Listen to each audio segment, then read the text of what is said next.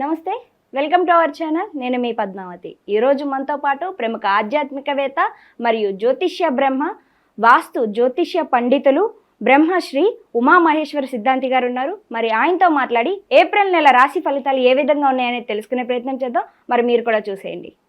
నమస్కారం గురువుగారు. ఆయుష్మాన్ భవ. గురువుగారు, వృషభ రాశి వారికి అసలు ఏప్రిల్ నెలలో చూసుకున్నట్టయితే గనక ఏ విధమైన ఫలితాలు కనిపిస్తున్నాయంటారంటే విద్య కావచ్చు, ఉద్యోగం కావచ్చు, వాణిజ్య రంగాల్లో ఉన్న వారందరికీ కూడా ఎటువంటి ఫలితాలను ఇస్తుంది అసలు? వృషభ రాశి ఆధిపత్యాన్ని వహించిన వాడు శుక్రుడు. శుక్రుడు అసామాన్యమైనటువంటి గ్రహము అని చెప్తారు. రాజకీయ రంగంలోనే కాకుండా అధికమైన లగ్జరీపరమైన ఖర్చులు చేయడానికి, విలాసవంతమైన జీవితాన్ని పొందడానికి, అనేక రకములైన సుఖ సంతోష విధానాలు కలిగించడానికి ఉపయోగించే గ్రహం. ఈయన రాక్షస గురువు, రాక్షసుల గురువే, కానీ చాలా గొప్ప విధానం. నవగ్రహముల్లో అన్ని గ్రహముల కంటే శుక్రుడు ఎక్కువ ఆధిక్యత కలిగి ఉంటాడు. మనం చాలా సినిమాల్లో చూస్తాం, చాలామంది మాట్లాడే విధానం అంటారు, ఒరే వాడికి శుక్ర మహర్దశిరా వెలిగిపోతున్నాడు రా అంటాడు. అటువంటిది శుక్రతత్వం అలా ఉంటుంది. అయితే ఈ వృషభ రాశికి శుక్ర విధానంలో 11 లాభం, ఆదాయం 11, వ్యయం 5, రాజపూజ్యం 1, అవమానం 3. ఇక్కడ రాజపూజ్యం, వ్యయము, ఆదాయము, రాజపూజ్యము, అవమానము అని మనం చెప్పుకుంటున్నాం. జనం అందరం మీలాంటి వారందరూ ఏమనుకుంటారు, ఆదాయము అనగానే 11 రూపాయలు సంపాదించేస్తున్నాడు, వ్యయం అనగానే 5 రూపాయలు ఖర్చు పెడతాడు. ఇక్కడ ఆదాయ జ్యోతిష శాస్త్రంలో ఎప్పుడూ కూడా రూపాయలు అనేవి ఉండవు. మరి ఆదాయం ఆదాయం అనేది నేను చెప్తాను. జ్యోతిష శాస్త్రంలో రూపాయలు ఉండవు. ఎందుకు ఉండవు? భగవంతుడు రూపాయి నోటును సృష్టించలేదు. మానవుడైన మనం సృష్టించుకున్నాం రూపాయి నోట్లు, 100 రూపాయల నోట్లు, 500 నోట్లు. అవి లేకపోతే మనం బతకలేం, చాలా అన్యాయాలు చేస్తాం. భగవంతుడి దృష్టిలో 500 నోటైనా ఒక టిష్యూ పేపర్ అయినా ఒకటే. మరి ఆయనకు అవసరం లేదు రూపాయలంటే. ఆదాయము వ్యయము అంటే ఏంటంటే, ఆదాయం నువ్వు 10 మంది ప్రశంసలు పొందుతూ కీర్తి ప్రతిష్టలను సంపాదించడం అనేది ఆదాయం. నీవు చెడ్డగా మాట్లాడుతూ ప్రతివారి చేత దూషణలకు గురి అవ్వడం అనేది వ్యయం. ఈ రకంగా ఉంటుంది. రాజపూజ్యం అంటే ఏంటి? నిన్ను గౌరవించేవాళ్ళు, నువ్వు గౌరవించేది ఆదాయ వ్యవహారం నువ్వు చేసేది. ఇక్కడ వచ్చేది రాజపూజ్యం, అవమానం అనేది నీవు గౌరవించబడటము, నష్టపడడం అనేది జరిగేది. ఇది ఆదాయ వ్యయముల యొక్క విధానం. ఇటువంటి విధానంగా ఉంటే వృషభ రాశి యందు వారికి ఉన్న ఫలితములు శుభదాయకమైన ఫలితములు చెప్పుకోవాలి. ఈ వృషభ రాశిలో ఉన్న వారికి అన్నింటా కూడా లాభములు పొందుతూ అత్యధికమైన సుఖ సంతోషాలతో విరాజిల్లుతూ 10 మంది చేత మంచి మన్ననలు పొందుతూ అనుకున్న పనిని అనుకున్న సమయమునకు చాలా ఫాస్ట్గా ఎదరికి వెళ్ళగలిగిన శక్తి సామర్థ్యాలు కలిగి ఉన్నారు ఈ యొక్క మాసము యందు ఈ వృషభ రాశి వారు. ఈ వృషభ రాశిలో సంచారం జరుగుతున్న గ్రహములు ఏంటి అని చెప్పుకున్నాము. గురు చంద్ర గ్రహములు. గురు చంద్ర గ్రహములు అనుకూలవంతమైనవి, చాలా శుభదాయకమైన ఫలితములు కలిగి. అంటే శుభదాయకం అంటే ఎటువంటి శుభాలు అనుకోవచ్చు అంటారు వీరికి ఈ సంవత్సరం? గురు చంద్రులు కలయికని రాజయోగము అంటారు. గురుచంద్రుల కలయికని రాజయోగము అంటారు. అంటే రాజకీయ నాయకులకి ఈ రాశిలో ఉన్న వారికి బాగా కలిసి వచ్చేటట్టుగా ఉందనుకోవచ్చు అంటారా? రాజకీయ నాయకులకి సంబంధించింది కాదు ఈ యొక్క విధానం. రాజయోగం అన్నది ఏమిటి? మానవుడు పుట్టిన తర్వాత విద్యాభ్యాసం చేయడం. విద్యాభ్యాసం చేసేంతవరకు తల్లిదండ్రుల యొక్క ఆధ్వర్యంలో ఉంటుంది. తర్వాత వివాహం అవుతుంది. వివాహం అయిన తర్వాత తన ఆధ్వర్యంలోకి వస్తాడు. భార్యాబిడ్డల్ని పెంచుకోవాలి, తల్లిదండ్రులు పూజించాలి, అలాగే అత్తమామల్ని సేవించాలి, కీర్తి ప్రతిష్టలు అభ్యసించాలి, సంఘంలో గౌరవ మర్యాద పలుకుబడులు పొందాలి. ఇటువంటి ప్రతి వారి చేత మన్ననలను పొందించి కీర్తిని సంపాదించుకుంటూ ఎదరికి వెళ్ళడం, దైవ భక్తితో కలిగి ఉండడం అనేది జరుగుతూ ఉంటుంది. ఈ యొక్క కీర్తి ప్రతిష్టలు మంచితనంగా ఎప్పుడైతే ఉన్నాడో మనకి ఆదాయం అంటే ధనం, ఇక్కడ మనకి ఆదాయాన్ని ధనంగా అనుకోవాలి. ధనం ఆటోమేటిక్గా మన దగ్గరికి వస్తుంది. ప్రతి వాళ్ళని మనం కీర్తించబడుతూ ఉంటాం. అలాగే ఉంది ఒక 60 సంవత్సరముల వయసు వరకు అలా సాగిన తర్వాత 60 సంవత్సరం అయిన తర్వాత బాధ్యతలను 60 సంవత్సరాల వయసు వచ్చిన తర్వాత బాధ్యతలను పిల్లలకి చేయాలి. ఈ తాళాల గుర్తు నేను జేబులో పెట్టుకుంటాను, వీడికి ఇచ్చేస్తే నాశనం చేసేస్తే నాకు అవసరం లేదు, మనకెందుకు అని అనుకోకూడదు. నువ్వు ఎలా పడతావో పొడు అబ్బాయి, ఇదిగో 20 సంవత్సరాల వయసులో నుంచి కానీ ఆడికి అప్పు చెప్పాలి. 60 సంవత్సరాలు వచ్చింది మొత్తం వదిలేయాలి. కృష్ణ రామ అంటూ కూర్చోలే, వానప్రస్థానానికి వెళ్ళాలి. ఏంటంటే వానప్రస్థం అంటే ఏంటి? రామకృష్ణ అనుకున్న మహానుభావుని జీవితం నాకు ఇంతవరకు ఇచ్చావు, సుఖ సంతోషాలతో నడిచింది, నేను మంచిగా చేశాను, నేను చెడు చేయలేదు, కాబట్టి ఇక నీ దయ, నీ దగ్గరికి నన్ను తీసుకెళ్ళాలి అనే భావంతో భక్తి మార్గంతో ఉండడం, ఇది రాజయోగం అంటారు. రాజయోగం అంటే అందరికీ ఉన్నదంటే ఉండదు. అటువంటి శుభదాయకమైన ఫలితములు ఈ యొక్క వృషభ రాశి వారికి వస్తుంది. ఇక నువ్వు ఇందాక రాజయోగం అంటే రాజకీయ నాయకులు అని చిన్న క్వశ్చన్ వేశారు. అవును, మరి దానికి జవాబు చెప్పాలి కదా. ఇక్కడ రాజకీయ నాయకులు, వృషభ రాశిలో ఉన్న రాజకీయ నాయకులు ఏ రకంగా ఉన్నారు? శుభదాయకమైన ఫలితములు పొందుతున్నారు. రాజకీయ అంటే శుభదాయకమైన ఫలితాలు పొందుతున్నారు కదా అని చెప్పేసి నేను ద్రోహమైన పనులు చేస్తాను, ప్రతిదానికి నాదే అధికారం అని చెప్పేసి దుర్మార్గంగా ఉంటే వాళ్ళకి శుభదాయకమైన ఫలితాలు రావు.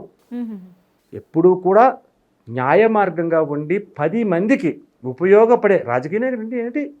10 మందికి ప్రజలలో ఉన్న అందరికీ కూడా సన్నిహితంగా ఉంటూ వారికి కావలసిన అవసరములను తీర్చి వారికి కావలసిన విధానంగా మంచి చేసి చేయడం. అంతేగాని ఇక్కడ భూ కబ్జా చేద్దాము, అక్కడ అది చేద్దాము, ఇక్కడ స్కామ్ చేద్దాం అనుకుంటే తప్పది. అటువంటి మంచితనంగా ఉండే రాజకీయ నాయకులందరికీ కూడా శుభదాయకమైన ఫలితములు పొందుతున్నారు, ప్రజల యందు మన్నన పొందుతున్నారు, ఉపయోగకరమైన పరిస్థితులు పొందుతున్నారు. కాబట్టి రాజకీయ నాయకులకు ఈ యొక్క మాసము యందు అత్యధికమైన శుభదాయకమైన ఫలితములు పొందగలరు. అయితే గురువు గారు, అసలు ఈ రాశి వారికి ఈ ఏప్రిల్ నెలలో ఆరోగ్యపరంగా చూసుకుంటే ఏ విధంగా ఉండబోతుందంటారు? లేకుంటే విద్యార్థులకు ఎటువంటి ఫలితాలు కనిపిస్తున్నాయి? ఇప్పుడు ఎగ్జామ్స్ కూడా దగ్గర పడుతున్నాయి కాబట్టి మరి దాంతోపాటుగా వ్యాపారాలు చేయాలనుకునే వారికి ఏ విధంగా ఉంటుందంటారు? శుక్రుడు ఉన్న స్థానం ఏమని చెప్పాను? మీనరాశిలో ఉన్నాడు. శుక్రునికి మీనరాశి ఉచ్చక్షేత్రం. శుక్రుడికి మీనరాశి ఉచ్చక్షేత్రం అంటే పవర్ఫుల్ క్షేత్రం. అది శత్రుక్షేత్రమే కానీ ఉచ్చక్షేత్రం. ఉచ్చక్షేత్రం అయినా కూడా అక్కడ బుధ, శని, రవి, రాహువులు కూడా కలిసి ఉన్నారు. ఈ కిందిలో ఉన్న రవి ఒకడు శత్రువు, ఉన్న వాళ్ళందరూ మిత్రులు. అవును, ఉచ్చక్షేత్రంలో ఉన్నాడు కాబట్టి ఈ యొక్క ఆరోగ్యపరమైన పరిస్థితుల్లో అనారోగ్యకరమైనటువంటి ఎటువంటివి పెద్దగా రావు. ఈ మాసం యందు ఆరోగ్యం పరిపూర్ణంగా ఉంటుంది. ఏమండి ఆరోగ్యం పరిపూర్ణంగా ఉంటుందండి, నా వయసు 70 సంవత్సరాలండి, మరి నేను కూడా 20 లాగా ఉండగలనా అనే క్వశ్చన్ వస్తుంది ఇక్కడ. అలా కాదు. ఎవరైనా సరే 60 సంవత్సరములు దాటిన వారు ఎవరైనా, ఒక 50 సంవత్సరం దాటిన వాళ్ళు ఎవరున్నా కూడా ఆరోగ్య విషయంలో కడు జాగరూకత తీసుకోవాలి. వాళ్ళే కాదు, వయసులో ఉన్నవాళ్ళు అనేది జాగ్రత్తగానే ఉండాలి. ఏదో ఫాస్ట్ ఫుడ్ సెంటర్లు ఉన్నాయి కదా అని చెప్పేసి తినేసి వచ్చేసి మామూలుగా ఉంటే పద్ధతి కాదు. ఆరోగ్య విషయంలో జాతకరీత్యా గ్రహ అనుకూలతను బట్టి ఏ విధమైన అనారోగ్యములకు కారకత్వం కనుపొందటం లేదు. అలాగే వాహన ప్రమాదములు కూడా సంప్రాప్తమయ్యే యోగ్యత ఈ గ్రహానికి, ఈ రాశి వారికి, ఈ వృషభ రాశిలో ఉన్న వారి విధానం ఈ రకంగా ఉంటుంది. అలాగే నువ్వు అడిగినది విద్యార్థుల గురించి అడిగావు. విద్యార్థులు కూడా ఉల్లాసంగా, ఉత్సాహంగా, ఎంతో ఆధిక్యతగా ఉండేవారు ఉన్నారు. కానీ ఇక్కడ ఒక ముఖ్యమైన విషయం తీసుకోవాలి. ఈ విద్యార్థులు ఈ యొక్క రోజుల్లో ప్రేమ విధానానికి లోబడిపోతున్నారు. ప్రతి వారు కూడా మొట్టమొదటిసారి చూసిన 1-3 నెలలకి ప్రేమ దోమ అని చెప్పేసి రెచ్చిపోతున్నారు. ఆ తర్వాత పెద్దలకు కూడా చెప్పకుండా వివాహం చేసేసుకుంటున్నారు. ఇక్కడికి సామూహిక వివాహాలు చాలా ఉన్నాయి. ఆడికి వెళ్ళి వివాహం చేసుకుంటున్నారు. వివాహమైన 3 నెలలకే తగవలు పడిపోయి మళ్ళా విడిపోతున్నారు. ఈ వృషభ రాశిలో ఉన్న ప్రేమ విధానానికి సంబంధించిన ఎవరైనా మన్నించండి, ప్రేమకు వ్యతిరేకని కాను నేను, కానీ వ్యతిరేకతత్వంగా ఉన్న పరిస్థితులు ఇలా ఉన్నాయి కాబట్టి, గ్రహ బలములు అనుకూలతత్వం లేదు కాబట్టి, ప్రేమించదలిచిన వారు కానీ ప్రేమతత్వంలో ఉన్నవారు కానీ జాగరూకతను పడండి. ఎట్టి పరిస్థితుల్లో వ్యామోహాలకు లోను కాకండి. వివాహములు పెద్దలను అనుమతితోనే వివాహాలు చేసుకోండి. వీరి యొక్క జీవితాలు సుఖ సంతోషంగా ఉంటాయి. అంతేగాని పెద్దల అనుమతి లేకుండా మీకు మీరుగా నిర్ణయం తీసుకుని వివాహం చేసుకున్నారంటే ఎంత గతిని మీరు వివాహం చేసుకున్నారో అంత త్వరితగతిని వైదొలగవలసిన స్థితిగతులు కనబడుతున్నాయి. తస్మాత్ జాగ్రత్త. అయితే గురువు గారు, అసలు వృషభ రాశి వారు కొంచెం మిశ్రమ ఫలితాలు అయితే అక్కడక్కడ కనిపిస్తున్నాయి కాబట్టి ఎటువంటి రెమెడీస్ చేయాలి అంటారు వీరంతా కూడా? వృషభ రాశి వారికి ఈ మాసం అంతా కూడా శుభదాయకమైన ఫలితములే పొందుతారు. అశుభదాయకమైన ఫలితములు పొందడానికి ఎక్కడ అవకాశము లేదు. అన్నీ శుభదాయకమైన ఫలితాలే.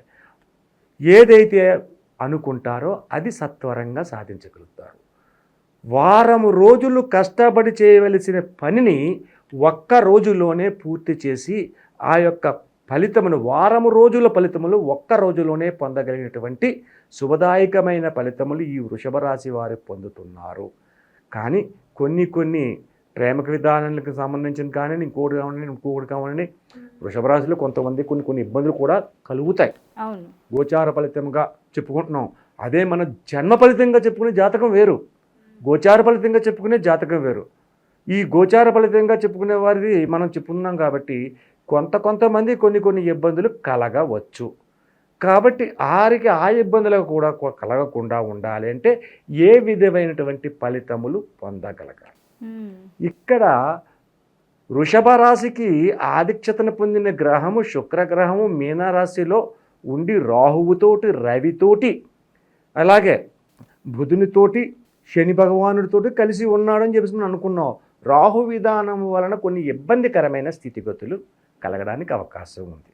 కాబట్టి దాని గురించి మనం చేసుకోవాలి. అంటే కేతుగ్రహ దృష్టి కూడా వృషభ రాశి మీదే ఉన్నది కాబట్టి దాని గురించి విపరీతమైనటువంటి ఫలితములు వస్తున్నాయి. కాబట్టి వినాయక స్వామిని, గణేశుణ్ణి ఆరాధించాలి. గరికతోటి నివేదన చేపించి ప్రతిరోజు కూడా ఉదయాన్నే లేచి తోచిన విధంగా మీకు ఎంతవరకు పూజ చేయగలుగుతారో అంతవరకు చేయండి. ఆర్క గణపతి అని ఉంటారు, జిల్లేడి పేరుతో చేస్తారు. చాలామంది ఏం చేస్తారంటే గణపతిని విగ్రహం కొనమన్నారు కదా, ఈ మాత్రం విగ్రహం కొనేద్దాం, 10 అడుగులు విగ్రహం కొనేద్దాం అనుకుంటారు. కానీ కాదు, 2 ఇంచుల మించి ఉండకూడదు. 2 ఇంచుల మించి ఉండకూడదు. ఆర్క గణపతి పూజా స్టోర్లో అమ్ముతారు. ఆ యొక్క ఆర్క గణపతిని తీసుకొచ్చి మీ యొక్క దేవుడు గదిలోని శుభ్రంగా పసుపు రాసి అష్టదళ పద్మం వేసి, అష్టదళ పద్మంలో కొన్ని బియ్యపు గింజలు, మామూలు బియ్యం పసుపది కలపకుండా ఉన్నది వేసి, ఆ బియ్యం మీద ఓం గం గణపతి అయి నమః అని మంత్రాన్ని చెప్పి అక్కడ పెట్టి, శుక్లాం భరద్రం విష్ణుం శశివర్ణం చతుర్భుజం ప్రసన్నవదనం అనేది శ్లోకాన్ని చదివి మీకు వచ్చినట్టుగా 16 నామములు కానీ, లేకపోతే 27 నామములు కానీ, లేక 54 నామములు కానీ, లేక 108 నామములు కానీ చదువుతూ ఆ స్వామివారికి అక్షతలు కానీ పుష్పములు కానీ వేయాలి. తులసి ఆకులను వేయకూడదు. ఆ రకంగా ఇంటికాడ పూజ చేయండి. పూజ చేసి స్వామివారికి వీలైతే కుడుములు నైవేద్యం పెట్టండి. అనొచ్చు, వినాయక చవితి నాడు కదా కుడుములు పెడతాను, రోజు పెడతాను, పెట్టచ్చు. ఆయనకి చాలా ప్రీతికరమైన ప్రసాదం కాబట్టి కుడుములు నైవేద్యం పెడితే కనీసం వారానికి ఒక్కసారైనా, ప్రతిరోజు అక్కర్లేదు, వారానికి 4 వారాలు ఉన్నాయి ఈ యొక్క నెలలోని. 4 వారాల్లో బుధవారం లేకపోతే సోమవారం ఇదంటే తీసుకుని ఆ వారం నాడు కుడుము, పెద్ద విశేషంగా ఆవిరితో చేస్తారు కుడుమును. ఆ కుడుముని నైవేద్యం చేసి పెట్టండి. ఆ కుడుములో పెసరపప్పుని కొద్దిగా పెట్టండి. అలా పెట్టి చేస్తే ఈ స్వామివారికి దీపారాధన చేసేటప్పుడు ముఖ్యముగా 3 దీపములు పెట్టాలి. 3 దీపములలో ఒక్కొక్క దీపములో 2 ఒత్తులు వేయాలి. ఈ 2 ఒత్తులు వేసిన తర్వాత అందులో ఏ విధమైనటువంటి చమురు పోయాలి అనేది వస్తుంది. విప్ప నూనె నమ్ముతారు పూజా స్టోర్లో. ఆ విప్ప నూనె తీసుకొచ్చి అందులో వేయండి. ఆ విప్ప నూనెతోటి ఈ యొక్క 6 ఒత్తులు వెలిగించి స్వామివారికి నివేదన చేసి ఆ కుడుమిని కొద్దిగా, కుడుము చేయమన్నాం కదండి, 1, 2 చేసుకోవడం కాదు, ఒక 10-12 చేసుకుని చుట్టుపక్కల ఉన్న వారందరికీ కూడా ఆ కుడుమిని ప్రసాదంగా ఇవ్వండి. మీ యొక్క కుటుంబ సభ్యులు 50 మంది స్వీకరించండి. ఈ రకంగా వృషభ రాశి వారు చేస్తే ఈ కుడుముని ఎప్పుడైతే స్వామివారికి నివేదన చేశారో ఆయన సంతుష్టుడైతాడో మీరు చేయు వృత్తి, వ్యాపార, ఉద్యోగ, వ్యవహార, రాజకీయ, ఆరోగ్య విషయముల్లో అన్నిటిలోని కూడా శుభదాయకమైన ఫలితములు పొంది అత్యధికమైన కీర్తి ప్రతిష్టలను పొందగలరు. చాలా చక్కగా వివరించారండి. అయితే ఏప్రిల్ నెలలో వృషభ రాశి వారికి ఎటువంటి ఫలితాలు ఉన్నాయోతో పాటుగా ఎటువంటి పరిహారాలు చేసుకోవాలో కూడా అందరికీ కూడా చేసుకునే విధంగానే వివరించారు. ధన్యవాదాలు. ఆయుష్మాన్ భవ.